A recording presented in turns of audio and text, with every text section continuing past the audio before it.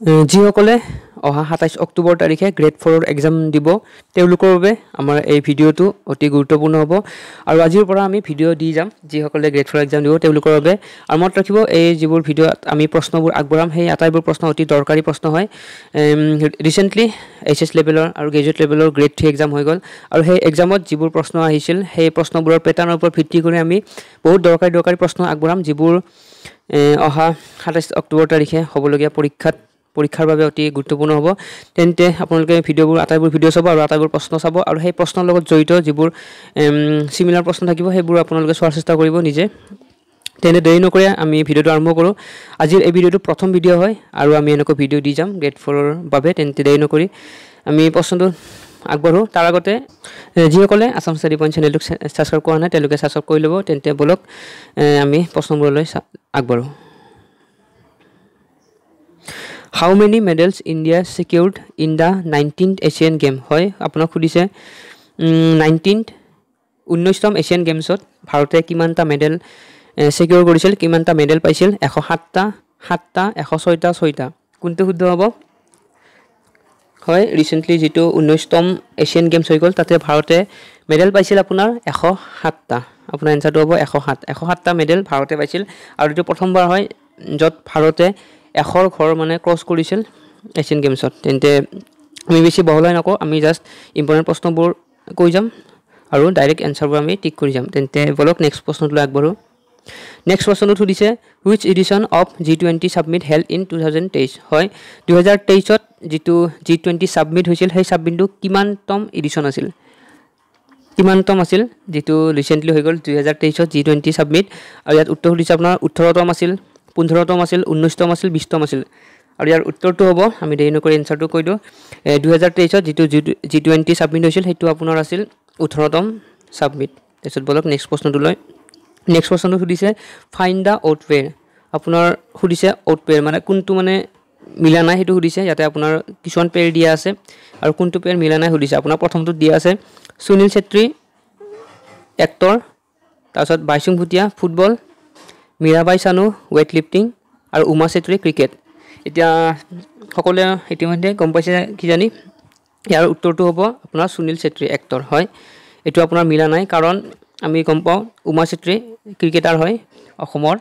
তাৰছত Mirabai Chanu weight lifting হয় wait lifter হয় তে ওয়েট লিফটিং কৰে তেও হেৰি পৰা তেও মণিপুৰৰ পৰা বিলং কৰে তাৰ পাছত বাইচুং ভুটিয়া ফুটবলাৰ হয় আৰু যেটো সুনীল ছেত্ৰী আছে তেও ফুটবলাৰ হয় কিন্তু ইয়াতে এক্টৰ বুলি আছে সো এটো এটা আউট এটা হেৰি হয় পেয়াৰ হয় সো এটো এনসাৰ তাৰ পিছত বলক নেক্সট প্ৰশ্নটো লৈ নেক্সট প্ৰশ্নটো সুধিছে who won the T20 World Cup recently হয় আমাৰ ৰিসেন্টলি T20 World Cup হৈ গৈছে 2024ত T20 World Cup হৈ গৈছে আৰু এই World Cupত কোন জিকিছে হেতু সুধিছে আৰু ইয়াৰ উত্তৰটো হ'ব ইন্ডিয়া হয় আপোনালোকে মনত ৰাখিব ইন্ডিয়া হয় অষ্ট্ৰেলিয়ান হয় আপোনাৰ অষ্ট্ৰেলিয়া যেটো জিকিছিল এটো আপোনাৰ ODI World Cup আছিল 2023ত হৈছিল আৰু ইন্ডিয়া হোষ্ট কৰিছিল বাট T20 World Cup ৰিসেন্টলি যিখন হল 2024ত হেতু আপোনাৰ ভাৰতে জিকিছে আৰু হোষ্ট কৰিছিল আপোনাৰ USA আৰু ৱেষ্ট ইণ্ডিজে তেনে বলক নেক্সট প্ৰশ্নটো লাগবৰো নেক্সট প্ৰশ্ন সুধিছে ফাইন্ড দা আউট পেয়াৰ আকৌ সুধিছে আপোনালোকৰ তলত উল্লেখ কৰা কোনটো পেয়াৰ মানে মিলা নাই হেতু সুধিছে আপোনাৰ প্ৰথমত আছে পিটি উষা পায়লি এক্সপ্ৰেছ তাৰছত Hima Das Dhing express Dhyanchand the wizard Sachin Tendulkar little master so সুধিছে আপোনাক কোনটো মিল নাই তেন্তে ইয়াৰ উত্তৰটো হ'ব পিটি উষা পায়লি এক্সপ্ৰেছ ঠিকই আছে আমি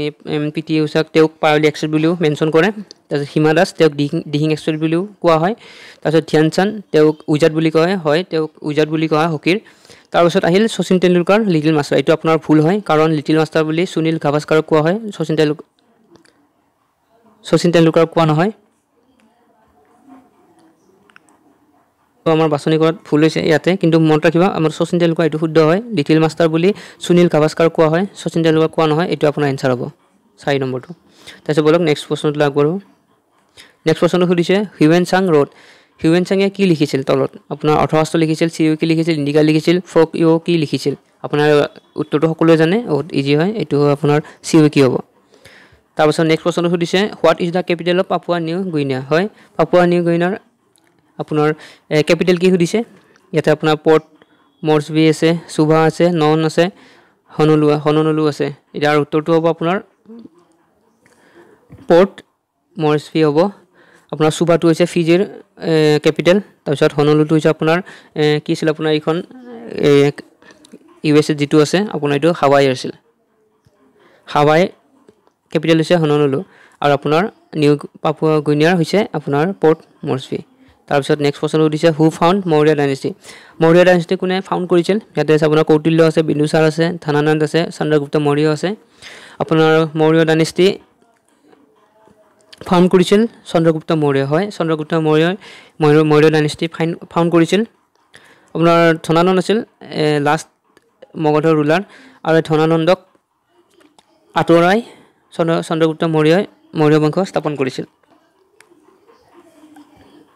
তাৰপিছত সুধিছে কেপিটেল অফ ভুটানৰ কেপিটেল কি সুধিছে ইয়াতে থিম্পু আছে এনগুলট্ৰাম আছে মস্কো আছে কলম্বো আছে আপোনাৰ ভুটানৰ কেপিটেল হৈছে আপোনাৰ থিম্পু হয় থিম্পু হৈছে ভুটানৰ কেপিটেল আৰু এনগুলট্ৰামটো হৈছে কাৰেন্সি ভুটানৰ তাৰপাছত সুধিছে who is known for discovery of new world হয় তলত উল্লেখ কৰা কোনজন ব্যক্তিক ডিসকভাৰী অফ নিউ ৱৰ্ল্ডৰ বাবে জনা যায় আৰু ইয়াৰ উত্তৰটো হৈছে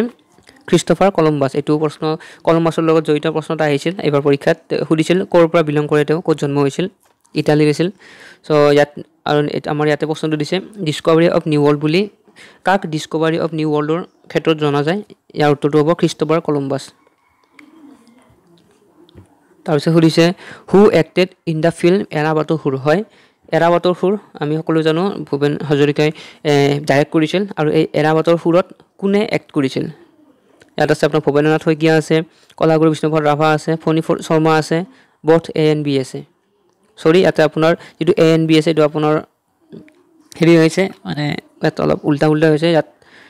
অপচনটো আগা পিছা হৈ আছে মই উত্তৰটো কৈ দিছে বাৰু ইয়াৰ উত্তৰটো হ'ব আপোনাৰ কলাগুৰু বিষ্ণুপ্ৰসাদ ৰাভা আৰু ফণী শৰ্মা হয় ফণী শৰ্মা আৰু কলাগুৰু বিষ্ণুপ্ৰসাদ ৰাভা দুইজনেই এৰাবাটৰ সুৰত এক্টিং কৰিছিল মনত ৰাখিব ইয়াৰ উত্তৰটো হ'ব কলাগুৰু বিষ্ণুপ্ৰসাদ ৰাভা আৰু ফণী শৰ্মা তাৰপিছত সুধিছে সুৰত কবিতা হয় তলত উল্লেখ কৰা কোনজন কবিয়ে কবিতাখন লিখিছিল আৰু ইয়াৰ উত্তৰটো হ'ব আপোনাৰ নীলমণি ফুকন জুনিয়ৰ হয় তেওঁ লিখিছিল কবিতা আৰু এই কবিতাৰ পুথিৰ বাবে তেওঁ কি পাইছিল তেওঁ পাইছিল সাহিত্য একাডেমী বঁটা মনত ৰাখিব আৰু নীলমণি ফুকন জুনিয়ৰ তেওঁ ৰিসেন্টলি মানে আপোনাৰ 56তম জ্ঞানপীঠ বঁটা পাইছিল 2020 আছিল তেওঁ 22 দিয়া হৈছিল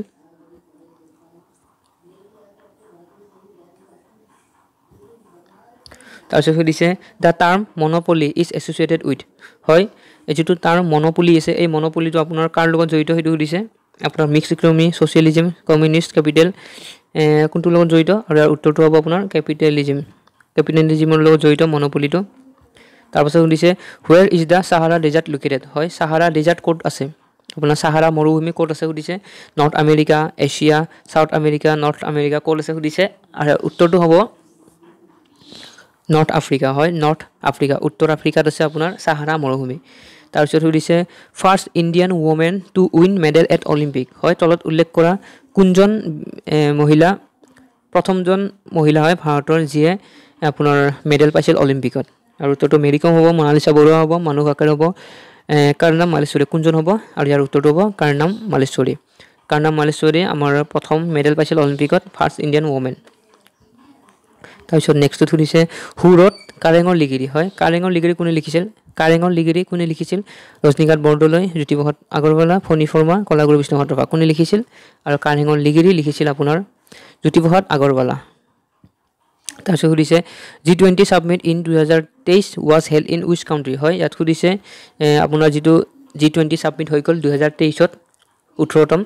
হেতু ক'ত হৈছে কোনখন চিটিত আৰু ইয়াৰ উত্তৰটো হ'ব ৰাছিয়া হ'ব নে ইণ্ডিয়া হ'ব নে ব্ৰাজিল হ'ব নে শ্ৰীলংকা হ'ব আৰু ইয়াৰ উত্তৰটো হৈছে ইণ্ডিয়া হয় আমাৰ ভাৰতত হৈছিল G20 সাবমিট 2023ত যেটো 18তম এডিশন আছিল তাৰপিছত সুধিছে first Assamese women to win Arjuna award হয় তলত উল্লেখ কৰা কোনজন প্ৰথম মহিলা হয় যিয়ে অৰ্জুন বঁটা পাইছিল হয় অৰ্জুন বঁটা লাভ কৰা প্ৰথমজন মহিলা কোন হয় ইয়াতে আপোনাৰ হিমা দাস দিছে মনালিসা মেহতা বৰুৱা দিছে লাভলিনা বৰগোহাঁই নন এটা আপোনাৰ ইয়াৰ উত্তৰটো হ'ব আমাৰ মনালিসা মেহতা বৰুৱা হয় মনালিসা মেহতা বৰুৱা তেওঁ প্ৰথম অসমীয়া হয় যিজনে অৰ্জুন বঁটা লাভ কৰিছিল আমি ইতিমধ্যে গম পাইছোঁ এইবাৰ পৰীক্ষাত মনালিছা মেহতা বৰুৱাৰ লগত জড়িত প্ৰশ্ন আহিছিল কাৰ্ণাম মালিছৰ লগত জড়িত প্ৰশ্ন আহিছিল চ' সম্ভাৱনা আছে এনেকুৱা ধৰণৰ প্ৰশ্ন অহাৰ তেওঁ কোনে প্ৰথম অৰ্জুন বঁটা পাইছিল কাৰণ যিহেতু তেওঁ মনালিছা মেহতা বৰুৱা ইয়াৰ লগত জড়িত ইয়াৰ উত্তৰটো মনালিছা মেহতা বৰুৱা তেওঁ প্ৰথম টেবুল আৰু মনত ৰাখিব তেওঁ প্ৰথম টেবুল টেনিছ প্লেয়াৰ আছিল অসমৰ সৰি তেওঁ জাষ্ট হেৰি আছিল অসমৰ টেনিছ প্লেয়াৰ আছিল আৰু প্ৰথম অৰ্জুন বঁটা লাভ কৰা অসমৰ পৰা যোৱা মহিলা আছিল তেওঁ কেতিয়া পাইছিল 1987 চনত পাইছিল বঁটাটো তাৰপিছত আগবাঢ়িব বলক নেক্সট দিছে chief assembly plant in Assam at আপোনাৰ অসমৰ ক'ত চিফ এছেম্বলি প্লেণ্ট আছে হয় চিফ এছেম্বলি প্লেণ্ট ক'ত আছে আপোনাৰ উত্তৰটো সকলোৱে জানে বাট ইয়াত